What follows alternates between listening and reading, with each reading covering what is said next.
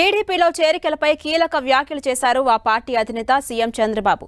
తమ పార్టీలోకి ఎవరు వచ్చినా స్వాగతిస్తామని, కానీ కండిషన్స్ అప్లై అంటున్నారు. పార్టీలోకి ఎవరు రావాలనుకున్నా ముందుగా పదవికి రాజీనామా చేయాల్సిందేనని చంద్రబాబు స్పష్టం చేశారు. టీడీపీలోకి వచ్చే వారిపై పార్టీలో చర్చించి నిర్ణయం తీసుకుంటామన్నారు. పార్టీలోకి మంచివారిని మాత్రమే తీసుకుంటామని, ఎవరిని పడితే వారిని తీసుకోమని చంద్రబాబు చెప్పారు. వైసీపీలో ఇమడలేక పదవులు పార్టీకి రాజీనామా చేసి వస్తేనే టీడీపీలో చేర్చుకుంటామని చంద్రబాబు స్పష్టం చేశారు. అయితే కొందరి విషయంలో ఆచితూచి నిర్ణయాలు తీసుకుంటామని తెలిపారు సీఎం.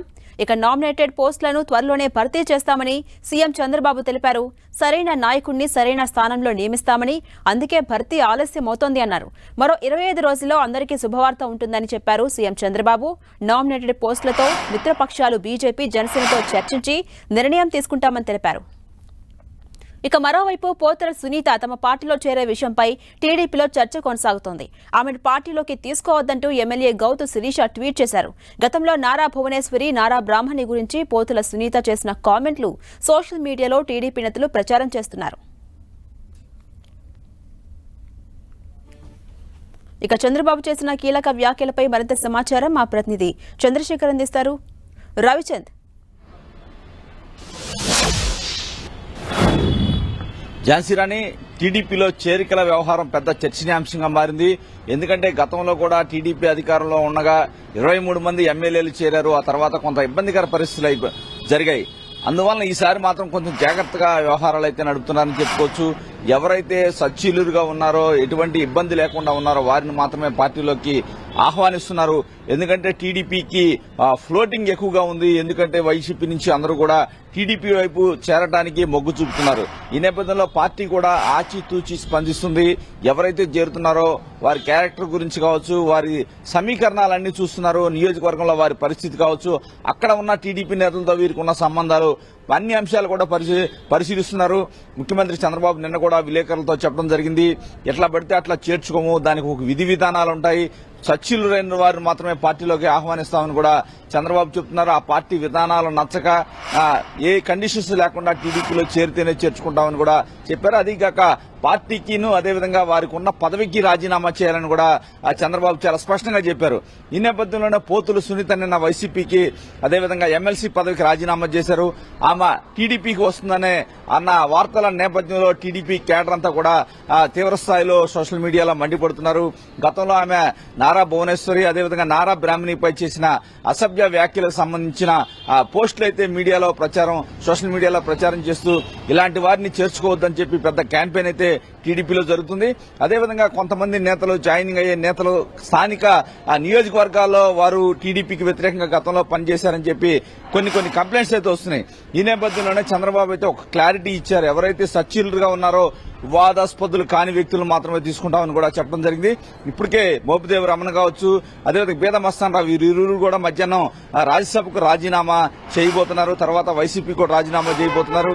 టీడీపీలో కూడా చేరబోతున్నారు. అయితే ఈ నేపథ్యంలో అక్కడ ఉన్న టీడీపీ నేతలతో కూడా చంద్రబాబు చర్చించారు.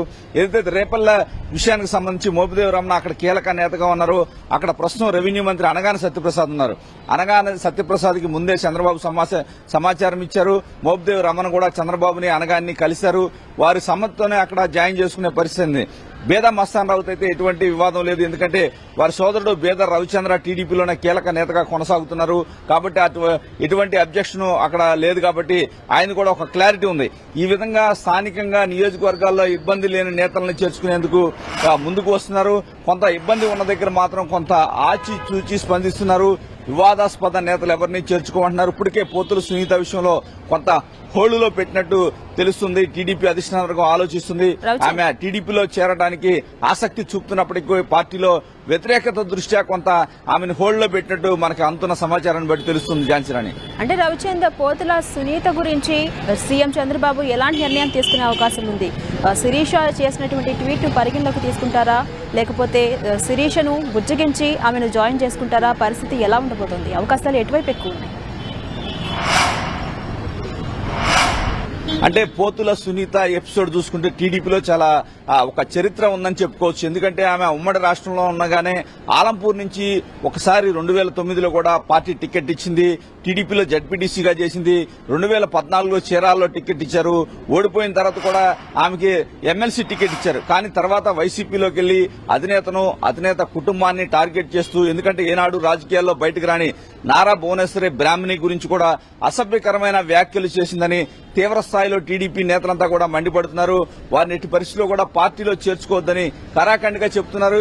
ఈ నేపథ్యంలోనే గౌతు శిరీష్ అయితే ఒక అడుగు ముందుకు వేసి ట్వీట్ కూడా చేసిన పరిస్థితి ఉంది. ఈ నేపథ్యంలో చంద్రబాబు కూడా పునరాలోచనలో ఉన్నారు. అవసరమైతే ఆమెని పార్టీలో చేర్చుకునే అంశం పార్టీ నేతలతో చర్చించే అవకాశం ఉంది. వారు ఒకవేళ ఆమోదం అయితే ఓకే, లేకపోతే కనుక ఆమెని ప్రస్తుతానికైతే పార్టీలో చేర్చుకునే అవకాశం లేదని టీడీపీ వర్గాలు అయితే చెప్తున్నాయి. ప్రస్తుతానికైతే ఆమెకి ఎటువంటి గ్రీన్ సిగ్నల్ టీడీపీలో నుంచి రాలేదని చెప్పవచ్చు. Right, thank you Ravichand.